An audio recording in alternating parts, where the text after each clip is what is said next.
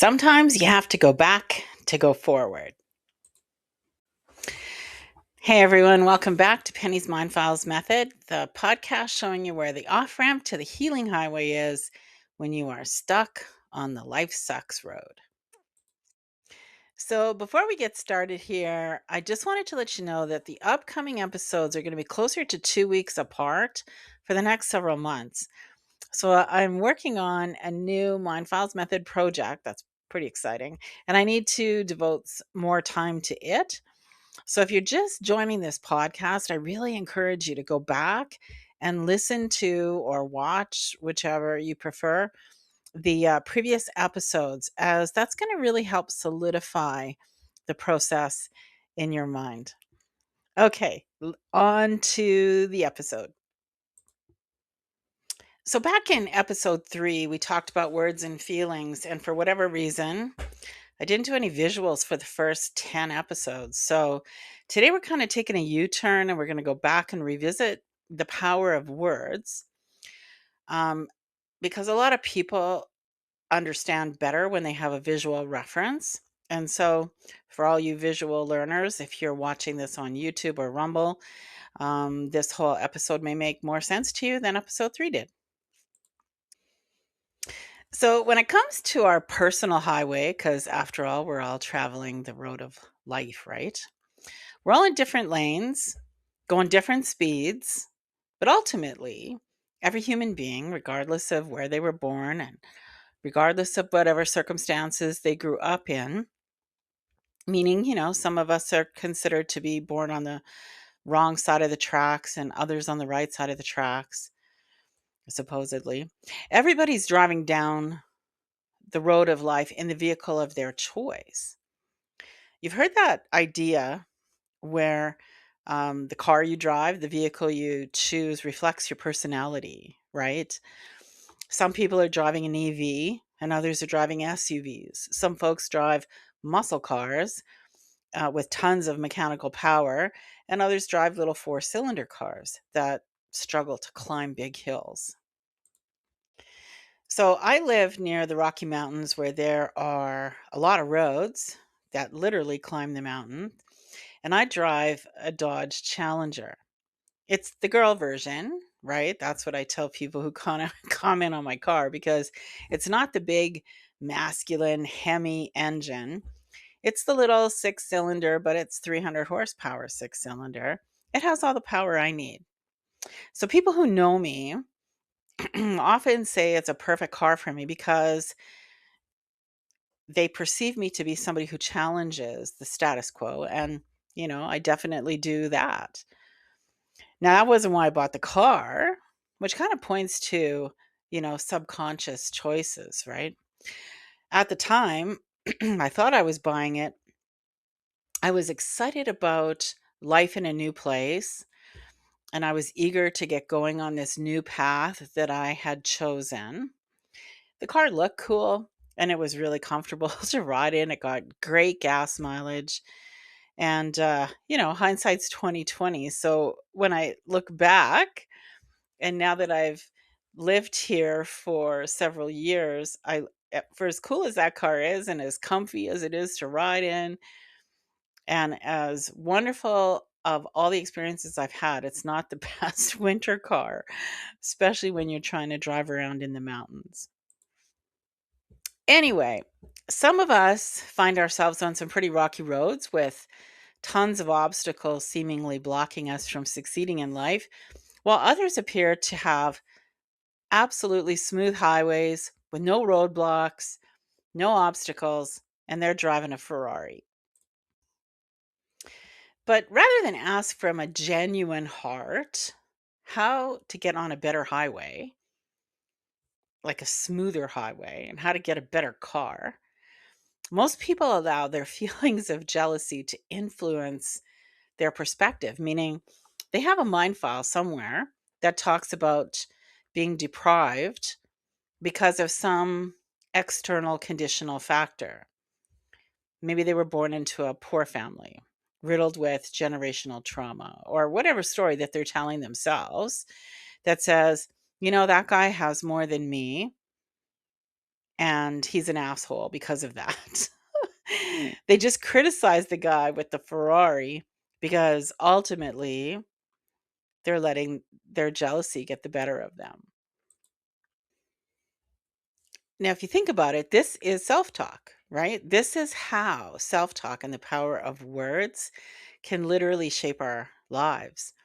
So remember, we are all energetic beings who converse with God or all that is, or the universe, or whatever name you assign to this creative force that is bigger than we are.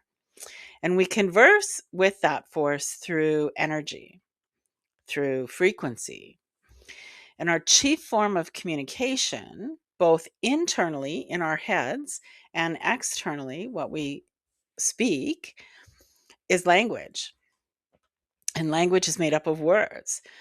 So that means then that words have power because they hold frequency.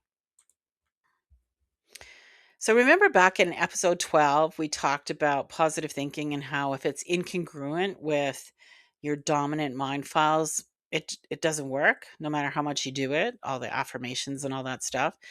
So the question becomes then, if words hold power and their frequency, how could something positive be negative?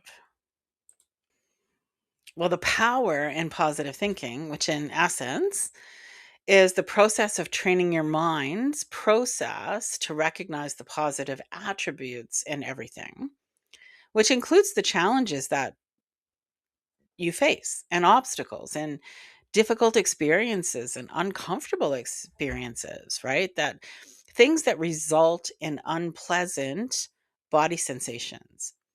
So, how do you take those words then associated with those past unpleasant things, because you might find those same words in the positive thinking file? How do you change them to train your body then to experience something more pleasurable? Right? Because again, obviously, if words hold power and it's words that send and receive or communicate using this frequency, it makes sense that the words we choose that hold positive energy rather, will bring us more positive experiences, right? And it does, absolutely. Once you've resolved the dominating negative energy files, because those are the ones that house all the dark narratives that talk about pain and unpleasantness and feeling awful. So once you've done that, then you can retrain your brain, your mind's process to attach a different image, one that's fun and curious and joyful, to a word that previously held a negative connotation. And as a consequence, was then vibrating in the lower half of the Mindful Method emotional filter frequency scale. So, for example, let's use the word bully. That word generally conjures up this image of some mean person and maybe even abusive person in the minds of most people. So, if you were bullied as a kid, and I was, then you have a mind file describing all the times that other kids were mean to you and your feelings were hurt, and all the words that they said to you are in those files, right? Every single word is going to have some level of energetic pain attached to them, because the experience of being bullied from a body sensation point of view is unpleasant. It's not fun. But once you resolve that file, you can retrain your mind's process to look at a bully from a different perspective. So you can maybe train it to say, well, hey, this is it's a puzzle, a challenge in a positive way of trying to figure out what's motivating that person to behave the way that they're behaving. Can I solve the puzzle of this person? So that's vibrating in curiosity, which is vibrating in willingness, which is only a few steps below love on the Mind Files method EFFS. So, as the process of figuring out the human behavior puzzle becomes easier, the better you get at it, the overall energetic frequency of the word challenge even rises toward love because it becomes a game rather than this personal attack. So let's look at a different example. So in episode 3, we talked about how we think we're being empathetic, but in reality, we're reinforcing fear files. So the example in that episode that I gave at the time was this. Let's say you're engaged in a conversation with a friend who has just experienced something emotionally painful, like a breakup. The microsecond that your friend starts telling you that they've broken up with their partner, their lover, their whoever, your mind's process has already gone into the filing cabinets of your mind, in this case, the fear cabinet, and retrieved the My Heart is Broken file.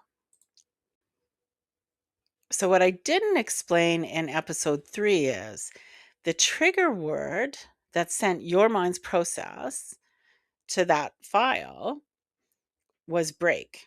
And the mind's process's assessment will be something along the lines of they broke up, that's broken.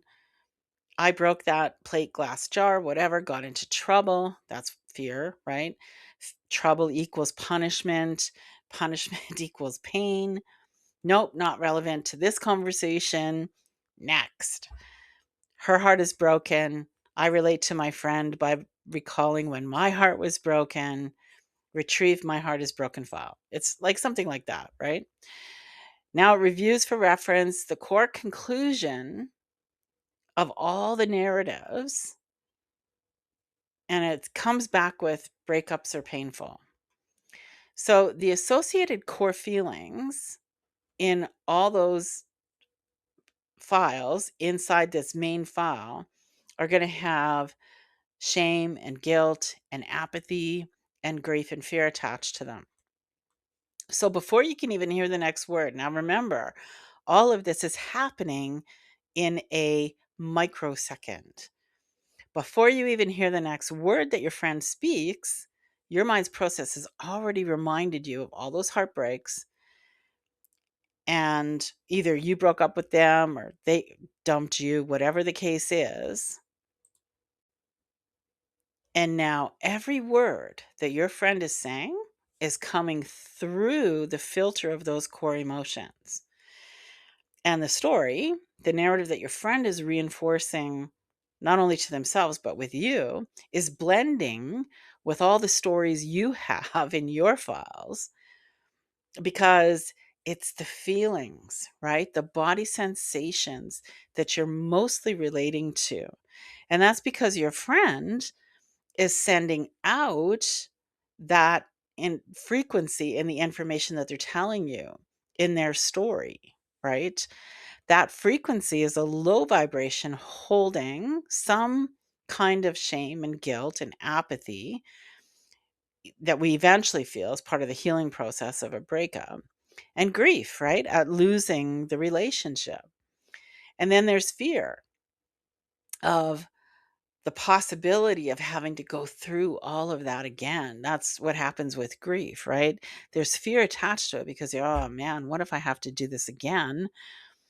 And then you start to think, well, geez, what if that happens with the relationship I'm in right now?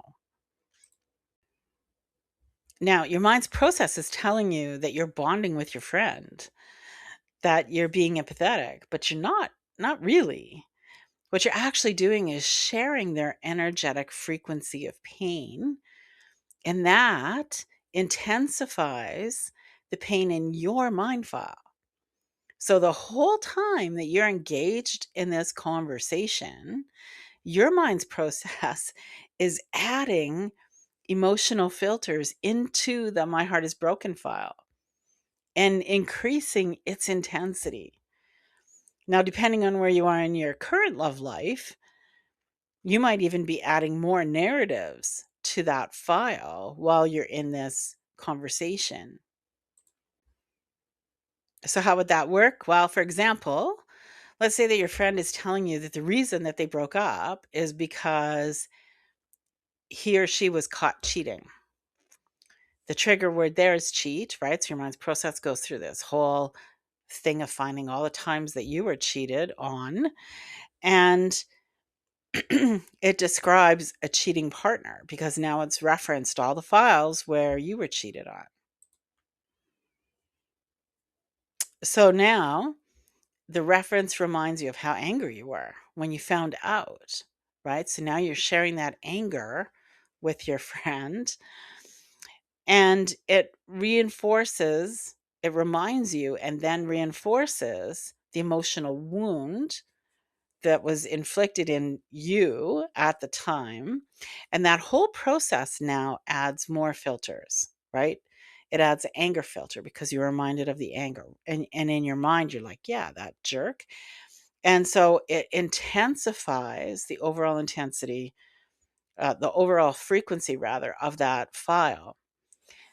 Now, this gets you pondering, huh, what if your current mate is cheating on you? And then when you ponder that, you're reminded of the fear of the possibility again of having to go through all those hurt feelings and that awful experience of breaking up with somebody that you thought you were going to spend the rest of your life with. See, this is how the emotional filters in your mind files get layered because trigger words have core emotions attached to them. So every time your mind's process references it, it's essentially a remembrance and a reminder because you always agree with it, your original narrative. You go, oh, yeah, I remember. Yeah, yeah, that was right. And that agreement adds another filter to that file. Remember back in episode 3, I explained that words are attached to images, which means that the assigned feelings, right? Because we use words to describe the feelings, those are also attached to that image. So, as infants, the only means of communication we have is either laughing and cooing, right? Or crying. We're dualistic little beings at that stage of our life because you're either happy and content or you're sad and upset. So we start our lives in this dualistic mode, and sometimes we'll get stuck, right, in that dualistic infantile perspective. It's an all or nothing, black and white thinking kind of dualistic pattern thought process. So when we're hungry as infants, we cry, our needs are met through feeding, right? So we associate the vehicle that delivers the food, either a breast or a bottle, depending on how you were fed. And we associate that image of that thing with satisfaction. Our hunger, which is ultimately an uncomfortable physiological sensation. We feel empty, so we cry. And then our caregiver, whoever that is, our mom, our foster mom, whoever was looking after us, a nurse, gives us food, and then we're satisfied. So that image of the bottle or the breast or whatever it is in a mind file somewhere that with a narrative that says something along the lines of when I'm hungry, all I have to do is cry and I'll get fed, which later translates to when I'm uncomfortable, if I cry, I'll be comforted. Now, when you grow to be a toddler and you're starting to use words now and you say, I'm hungry, I want something to eat, and you're using utensils, right? You're still being satiated, right? You're being fed when you're hungry. You're still getting food. It's just now you used words. You didn't cry necessarily. Maybe you did, but you probably didn't. You just said, hey, I want something to eat. You used words to communicate the unpleasant feeling you were having. Now, again, back in episode 3, I said that it might be possible that being breastfed might be why some boys like breasts and bottle fed boys like other body parts. I didn't explain why that might be. So here we go. The image in their mind isn't necessarily about being fed food, right? It's about the sensation of being nurtured, held and nurtured and loved and looked after and comforted. So that's ultimately what they're really looking for. Now, of course, if you're like Freud and purposely and intentionally fixate on the sexual aspect from some kind of power perspective, meaning that you believe that you have power over the woman via her breast, that you're taking pleasure from her in some way, well, you might want to review and reassess each and every mind file that you have stored that deals with sex and power and authority, because we only fixate on the things that we think we're lacking. Okay, so words not only describe our experiences, we also to use words to describe how we felt in that moment. It's the label of the emotion or the feeling that carries that frequency. Now, our overall personal frequency is what converses with the unseen force that drives this world that we live in. Now, I call that force God. You might call it the universe, or whatever name you assign to it doesn't matter. It's irrelevant. What matters is that you understand that the words that you speak, both the inner chatter in your own mind and what you say out loud, which is primarily driven by your mind's process referencing the mind files, right? Those words hold a frequency, and that frequency converses with God, and God answers by sending you more of the same experiences that equal that frequency. So that's what we mean when we talk about dominant mind files. The mind files that are getting referenced the most, so that whatever words are in those files talking about whatever sad story, that's the energy you're sending out. So this is how we get back what we send out. This is the law of karma. So words really do have power, right? They create our lives, like literally create our lives. So that's it for today. Thanks for joining me. I hope you heard something here that gave you a little aha. If this episode resonated with you, please hit that thumbs up so that others looking for explanations about life and how it works can find this podcast. And hey, get in the conversation. So tell me what you think. Leave a comment or reach out to me on social media. You'll find all the links in the description. And we'll see you next time.